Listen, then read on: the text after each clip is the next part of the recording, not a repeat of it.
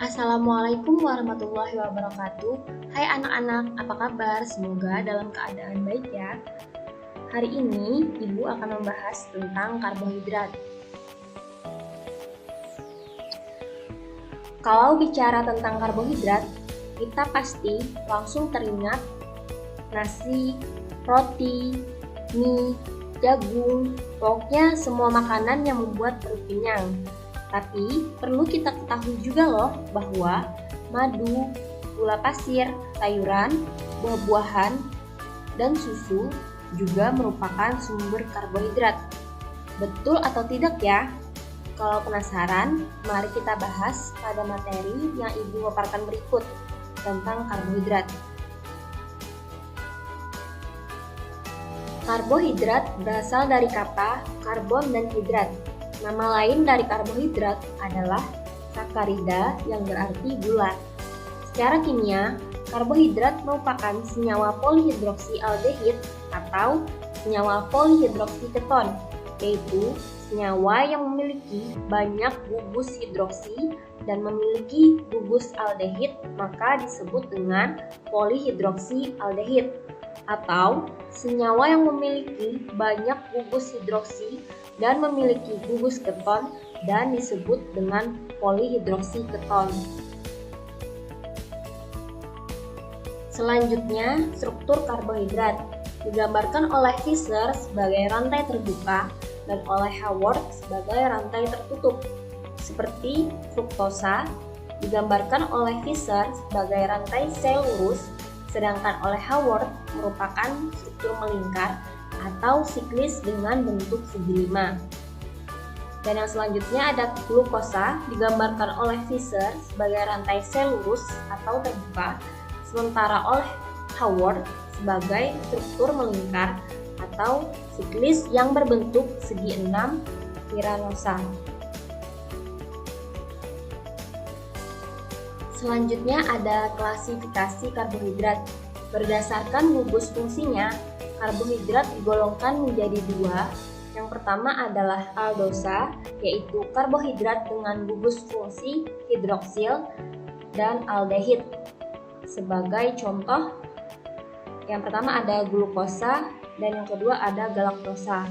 Golongan yang kedua adalah ketosa, yaitu karbohidrat dengan gugus hidroksil dan keton. Contohnya adalah fruktosa. Jadi, kalau kita perhatikan, glukosa dan galaktosa memiliki gugus aldehid sementara fruktosa memiliki gugus keton.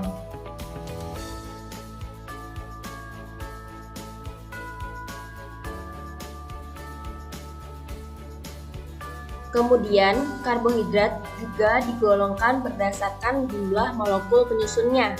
Yang pertama adalah monosakarida, yaitu karbohidrat yang paling sederhana yang hanya terdiri dari satu molekul monosakarida saja.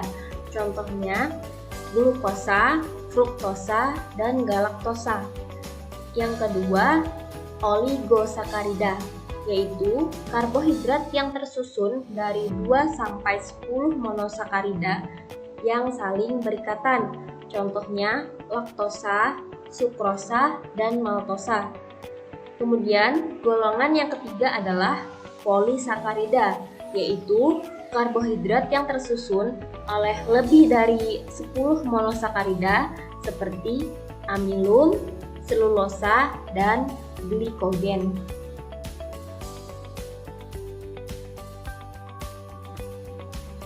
Nah, ayo kita perhatikan beberapa molekul karbohidrat dari masing-masing golongan tersebut. Contoh dari monosakarida antara lain yang pertama ada glukosa, yang kedua ada fruktosa, dan yang terakhir ada galaktosa. Glukosa dikenal sebagai gula madu karena terkandung banyak di dalam madu. Sedangkan fruktosa dikenal dengan gula buah karena kandungannya yang banyak di dalam buah. Meskipun pada dasarnya baik glukosa maupun fruktosa sama-sama terkandung dalam madu dan buah. Ini menyebabkan makanan menjadi berasa manis. Sementara galaktosa tidak terdapat bebas di alam tapi kita dapat memperolehnya dari hasil hidrolisis laktosa yang terkandung di dalam susu. Selanjutnya ada oligosakarida. Oligosakarida tersusun dari 2-10 molekul monosakarida. Oligosakarida yang tersusun dari 2 molekul monosakarida disebut sebagai disakarida. Contoh dari disakarida antara lain laktosa, sukrosa, dan maltosa. Laktosa tersusun dari galaktosa dan glukosa. Dikenal sebagai gula susu karena ditemui bukan di dalam susu. Dan sukrosa tersusun dari glukosa dan fruktosa, dikenal sebagai gula tebu atau gula pasir. Sementara yang terakhir adalah maltosa, tersusun dari 2 molekul glukosa, dikenal sebagai gula malt atau gula gandum. Maltosa tidak berada bebas di alam tetapi dapat diperoleh dari hasil hidrolisis amilum, biasanya dijual dalam bentuk produk sirup maltosa.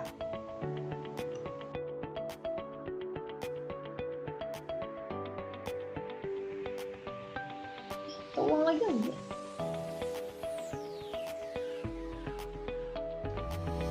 Kelompok karbohidrat yang terakhir adalah karbohidrat kompleks yang bernama polisakarida, yaitu karbohidrat yang tersusun dari banyak monosakarida. Contohnya amilum tersusun dari 200-300 buah glukosa membentuk rantai lurus yang tidak bercabang melalui ikatan alfa 1,4 glikosida. Amilum banyak terkandung di dalam makanan pokok seperti nasi, jagung, dan gandum.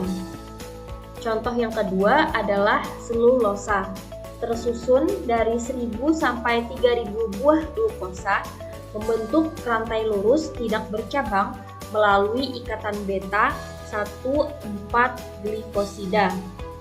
Selulosa banyak terkandung pada buah-buahan dan sayuran yang kita kenal sebagai serat, yang sangat baik bagi pencernaan kita.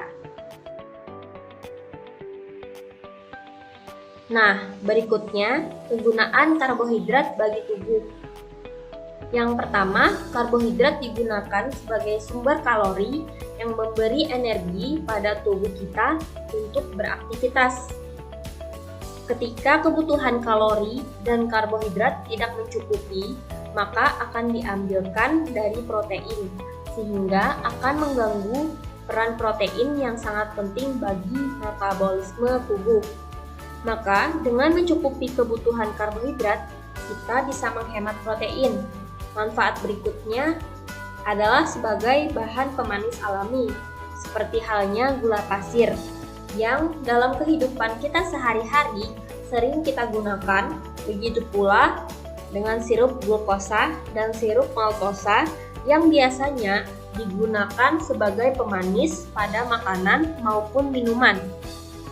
Karbohidrat yang berupa selulosa merupakan serat alami yang banyak terdapat dalam sayuran dan buah-buahan. Serat yang cukup sangat penting bagi sistem pencernaan untuk membantu memperlancar pengeluaran feses sehingga tidak terjadi sembelit.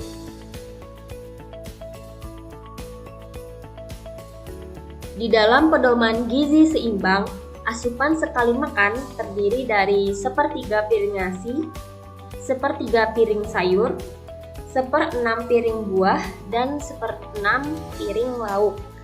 Jika kita perhatikan, berarti sebagai sumber serat, kebutuhan serat terus dicukupi dengan porsi setengah piring yang berasal dari sayur dan buah-buahan. Pedoman gizi seimbang ini digunakan untuk mencegah terjadinya obesitas atau bahkan mencegah terjadinya penyakit diabetes. Nah, untuk mengidentifikasi sifat dan jenis karbohidrat, maka ada beberapa uji kualitatif yang dapat kita lakukan. Uji yang pertama adalah uji Molis. Uji ini digunakan untuk mengetahui ada tidaknya karbohidrat dalam makanan. Semua jenis karbohidrat positif terhadap uji ini. ditandai dengan munculnya cincin berwarna ungu. Kemudian uji yang kedua adalah uji Benedict. Uji ini dilakukan untuk mengidentifikasi jenis karbohidrat bereduksi, yaitu semua monosakarida, laktosa, dan maltosa. Uji positif ditandai dengan terbentuknya endapan merah bata. Uji berikutnya adalah uji Fehling. Uji ini berprinsip dan tujuannya sama dengan uji Benedict, sehingga kita boleh memilih salah satu uji dari keduanya dalam mengidentifikasi gula pereduksi. Selanjutnya, yang keempat adalah uji Barford. Uji ini digunakan untuk membedakan monosakarida dan disakarida. Uji positif terjadi pada monosakarida ditandai dengan endapan merah bata. Uji yang selanjutnya adalah uji Seliwanov, digunakan untuk mengidentifikasi karbohidrat golongan ketosa seperti fruktosa dan sukrosa. Uji positif ditandai dengan terbentuknya merah ceri. Dan yang terakhir adalah uji iodin. Uji ini digunakan untuk mengidentifikasi polisakarida pada amilum. Uji positif ditandai dengan terbentuknya senyawa kompleks berwarna biru.